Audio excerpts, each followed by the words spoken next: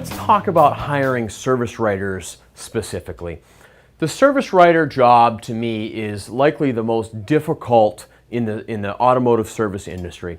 It's difficult for a number of reasons. First of all, they've got to be a translator between the customer and what information the technician needs. And then they got to translate what comes out of the technician's mouth into something the customer can understand. They've got to handle challenging situations with potentially disgruntled customers. We expect them to be sales consultants and to be able to upsell service. We expect them to run the business when we're not here. They're the front line in the face of your organization. They're the person the customer sees when the customer comes walking through the door. So what do you want in a service writer, and where do you find that person? I would encourage you to think outside the box a little bit. Look outside the automotive industry, or at least look outside the automotive service industry. There are significant advantages to bringing somebody in who has no knowledge of automotive service operations or any knowledge of the automotive business. Now, your initial reaction might be, look, dude, I don't want anybody with no experience because I just don't have time to train somebody. But think about this. One of the best sales consultants at the service counter I've ever met was a sales consultant in the new car department at a local dealership. This individual worked straight commission. He was selling 3 or 4 cars a month some months, and then it would go 6-7 weeks without selling anything.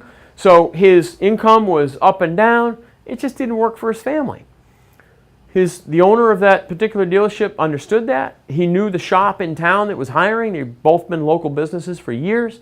And at dinner one night, it came up in conversation that the local repair shop was looking for a good service writer. And it occurred to this dealer principal that, you know what, I got a sales guy on the floor that I'm going to lose anyway. He's a great guy, he's a heck of a salesman, but this just isn't working for him. So he went to work the next day and he said, hey, why don't you take a few minutes, drive down the street, and go talk to that shop owner and just see if it's something you'd like to explore. So they had the conversation, it worked out. What they discovered when he came to work for the service shop, the repair shop, was he was an unbelievable service writer. Well, sure, he understood how to build relationships. He understood sales process, he understood follow-up process, he understood how to stay in touch with his customers. He didn't know anything about fixing cars, but he was able to learn that. Here's somebody that was in the automotive industry, but not in the service industry, that came in and filled a niche very, very well. So think about the type of person you want representing your organization behind this counter. You want them to, number one, be able to build relationships.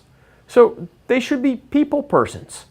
And that doesn't matter whether we're talking about relationships with the technicians in the shop or relationships with your customers when they come through the door.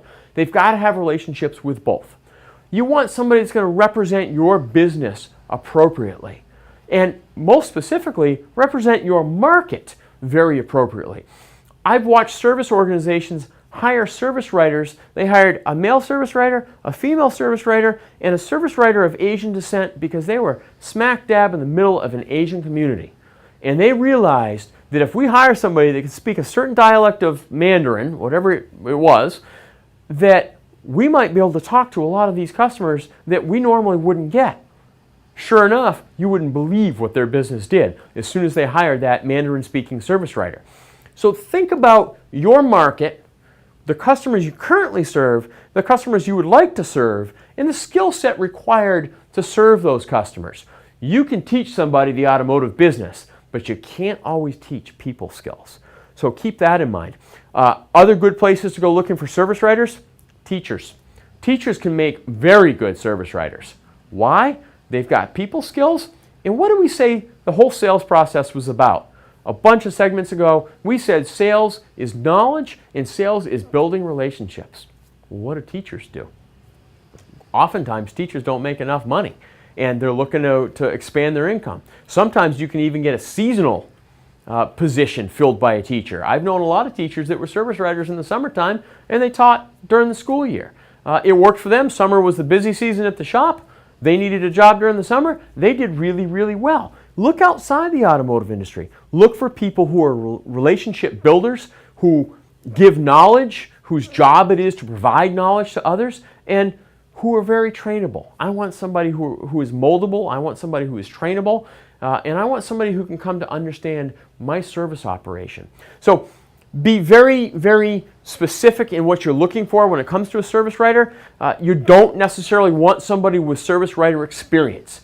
I know it sounds counterintuitive, but a lot of service writers may have bad habits. They may have habits from other organizations you don't want in your organization. Think about it. Be patient, do more than one interview, and look outside the automotive industry because service writers are the face of your business. Keep that in mind.